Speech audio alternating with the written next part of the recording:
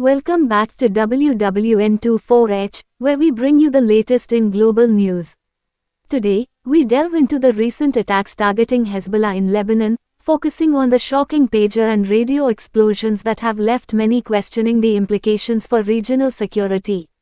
Let's get into it. A series of explosive devices targeting communication networks linked to Hezbollah went off, marking a significant escalation in the ongoing conflict between Israel and the militant group. These blasts, described by officials as groundbreaking in their precision and intent, have raised eyebrows and concerns. The attacks reportedly targeted pages and radio systems, disrupting Hezbollah's ability to coordinate operations and communicate effectively. So, what does this mean for Hezbollah and the broader geopolitical landscape?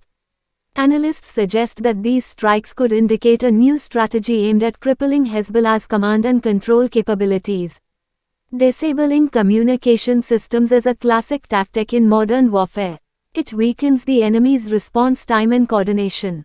This could signal a shift in how Israel approaches its conflict with Hezbollah, moving towards targeted operations rather than broad military engagements.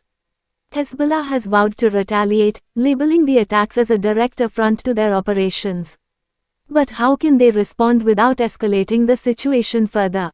Hezbollah leaders have publicly condemned the attacks, promising to adapt and overcome these challenges.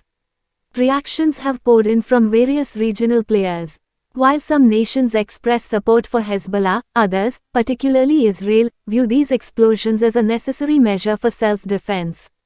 The impact of these explosions is likely to reverberate across the Middle East, influencing alliances and military strategies.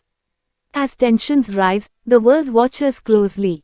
Will this new strategy effectively weaken Hezbollah, or will it ignite a larger conflict?